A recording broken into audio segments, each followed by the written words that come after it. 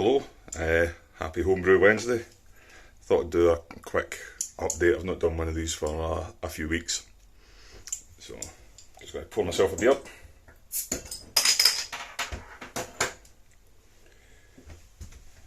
Not got much to choose from at the moment.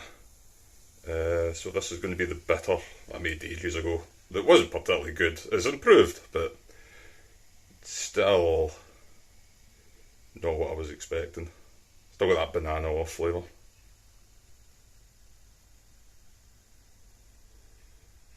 Made an else like this.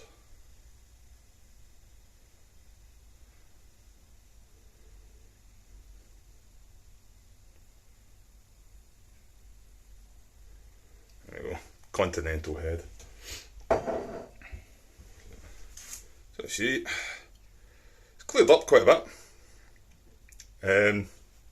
Some bit of haze to it. I've left this at the fridge for just over an hour to come up to a bit nearer room temperature. Yeah.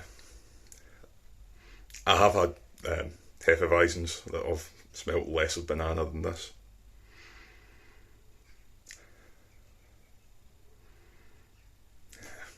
Must have been a wild yeast that got in. Cheers. Yeah, taste has improved though. So, I've not brewed that much recently. I suppose a few weeks ago I made the Hefeweizen that had really poor mash efficiency. So I bottled that yesterday. It attenuated down quite far.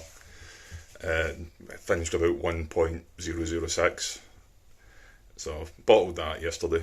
Should have done it earlier, but just couldn't be bothered. Wasn't that fussed about it.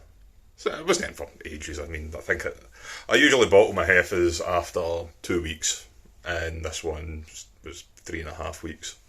So I don't think an extra week in the fermenter's not going to hurt it.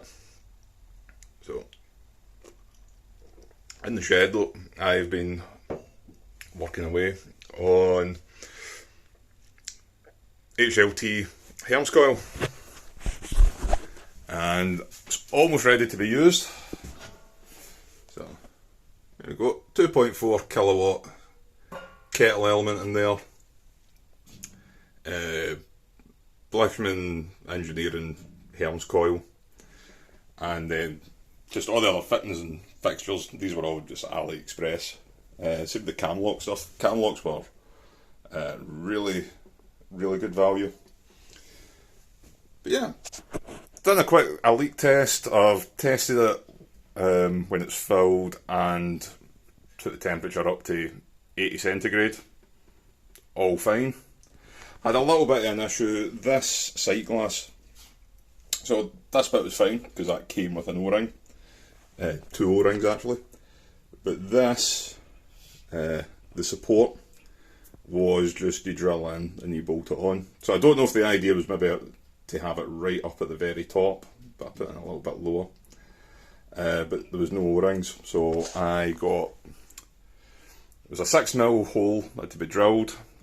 I put a 5mm really thin O-ring either side, and then a 6mm, and then put the nut onto either side. And what that seems to have done is pushed the 5mm like into the hole, into the almost like the thread, and it's made a really good seal now. So that's it. It's all fine. Everything else was okay.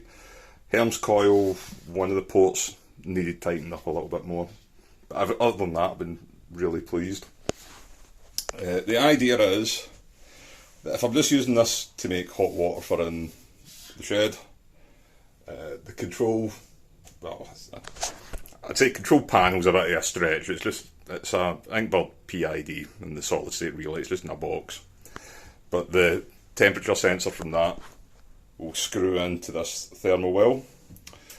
But when I'm actually using it as a Herm system, the idea is liquid will come out of that. I'm going to put a port in about here in the Mashtun for recirculation. and this is T-piece thermowell, and that should be, yeah, you can see that. So the thermowell will actually be in the moving wort, and the temperature probe will go in there, so it'll be adjusting the heat of the HLT depending on the heat of the wort going into the mash tun, which I hope that should be, hope's the right way to do it. If not, I can rearrange things anyway.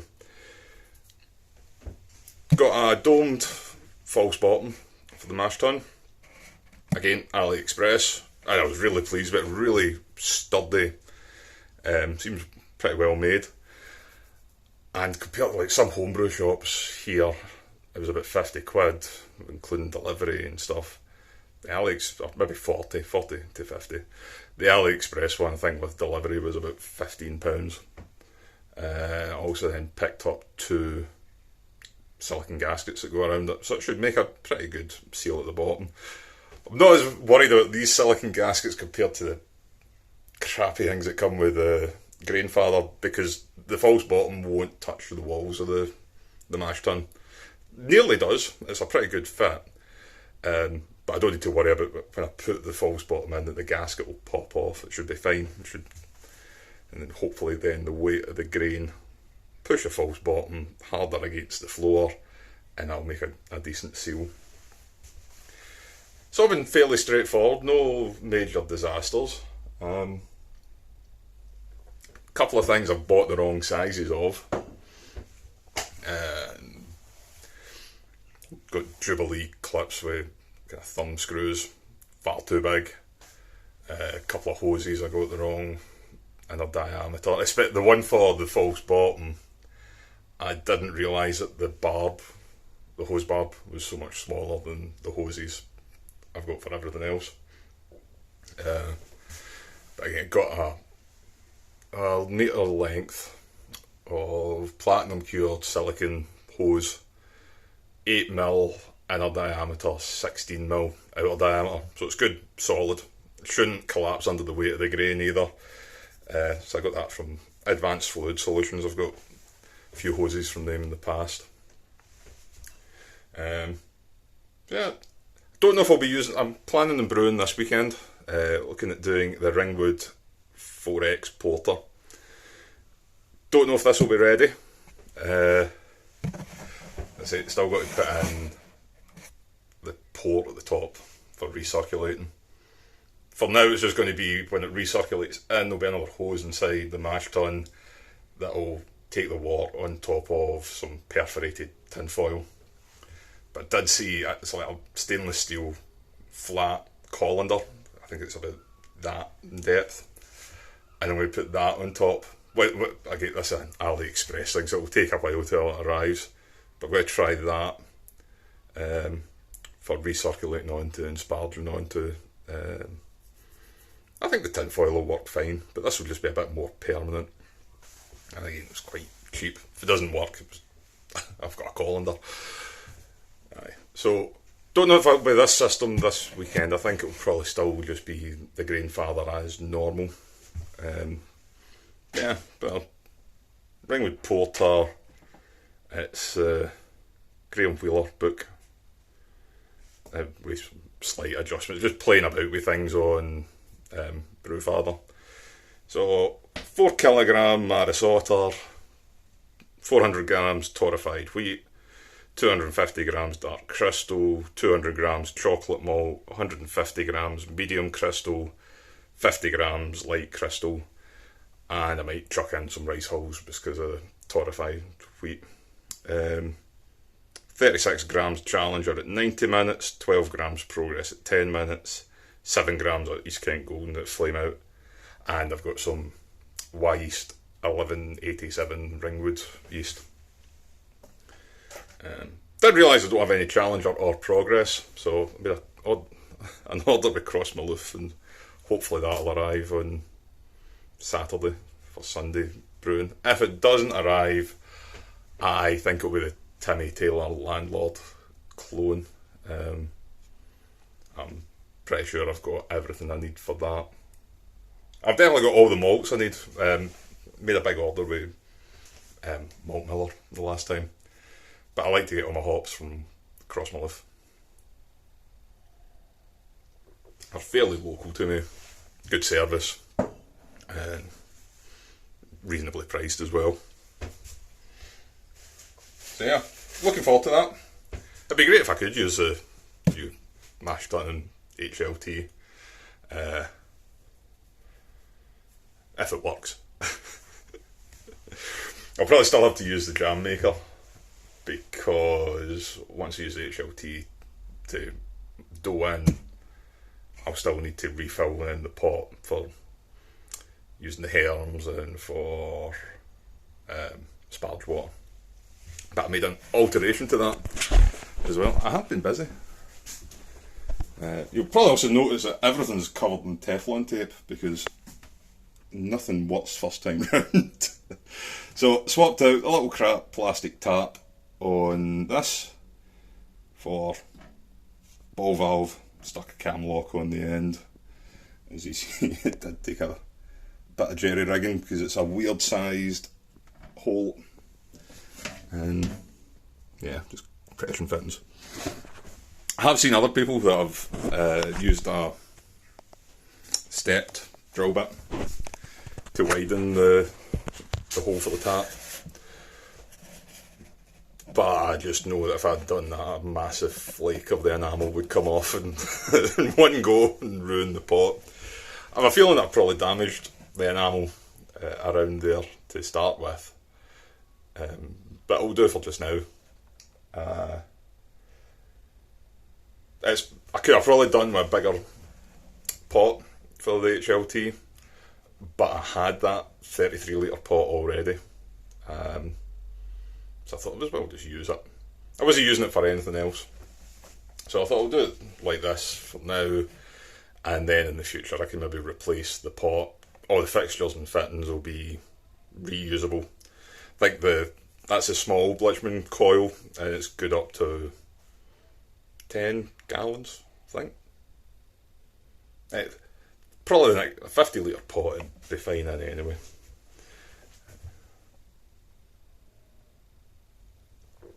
So yeah, it's been quite fun. It's been a lot more expensive than I anticipated. All those little bulkheads and needed whatever these things are called, running nipples, locking nuts. All these things are quite expensive. Well, I found they were quite expensive to buy just one or two. That's why I've been using AliExpress so much. I've not been in that big a hurry to get the project finished, and I can just buy it direct from China for a fraction of the cost, including delivery. Not had any issues with import charges or tax. Probably could have been buying it piecemeal, bits here, bits there. There's no been put, other than the cam locks stuff, not been making particularly big orders. Yeah, got these for all the hoses, and these, and on reflection, those were the wrong ones to get, but I can still use them. I've got enough to do what I need to do for now. Got the Riptide pump as well from Brew Builder. Not tested it out properly. I took it out of the boxes to make sure it was working. Transferred water from the jam maker into the HLT, and it worked fine. So I'm still to use it in anger. What else? Oh, I had planned to bottle the Imperial Stout after tasting it. However, I was in pottering about the other day. Every now and again, just heard a little noise, and I noticed it has started showing signs of life again in the airlock. So either when a happy scenario would be when I've taken the gravity sample, I've just stirred up the yeast that's already in there, and it's got to work again. However, there's also a very strong likelihood that I've introduced a nasty into it, and it's a wild yeast or a bacteria is taking hold. I'm not going to open it. I'm also not going to take a picture and post on Facebook, is this infected? Because, well, I just don't care. I'll give it another... Well, I've ordered a new fermenter, so when that arrives, I need to clear space for that anyway. When that arrives, I'll take a gravity sample of that again. If it has remained the same, I'll bottle it, and then that's it. I'll also taste it, and if it's rancid or turned to vinegar, I'll dump it. Because I had toyed with the idea of adding Brett, although I would rather have done it knowingly rather than... so that would be a happy scenario if it was just some wild Brett had got in, but I doubt I'd be that lucky. And because it's got a bit of high finishing gravity, I think it was 1027, I don't want to risk bottling it if it's still fermenting in any way, shape or form. I think I'd read somewhere that for every gravity point it's half a volume of CO2, and that's a reasonable amount. So I'm not adding any priming sugar to this because I'm not planning on drinking it for about 5 or 6 months, and I think it will still condition out and carbonate. But if it's a wild infection and it's starting to really attack the unfermentables, it will just pop. So I don't want that. But it's a shame. Well, it's not. I don't know if it's a shame yet, but if it is infected, it's a shame because it tasted excellent. It's the only beer I think I've ever made where the gravity sample tasted fantastic. But hopefully with the new setup, it'll be easier to do full batch big beers. Because I think these coolers, this size of cooler can take 13 kilograms of grain. So that'll be fine for doing full batch big beers. Which I do intend on doing some more of. Quite fancy doing a Wiesenbock. But I might wait until later on in the year. I've kind of got the next few brews planned out anyway. I'd bought the grain for this porter, Timmy Taylor clone, Hefeweizen that I've just done, another William Younger X William Younger XP, and I think a Fuller's AK. So these are all, I've got all the grains for those are planned in ahead, so I don't think I'll be straying from that programme. Just all I've got left is another few bottles of this, which is aged pretty well. It's definitely improved. The head retention is decent. I'll have to get a wee swirl there. So I've got some of the bitter left, some of the bonus stout, which was like the second runnings when I made the first Imperial stout that went down the drain. Still a fair whack of the Belgian Golden Strong. It's not really the most sessionable beer, so it's lasting quite a while. But it's just under 10%. It's not got any sort of hop character. I don't think it will matter how long I keep that within reason. As long as I get it drunk within about 18 months, it'll be fine. I'll manage that. So yeah, that's it. Said, been working on the HLT Herms and little modification to this.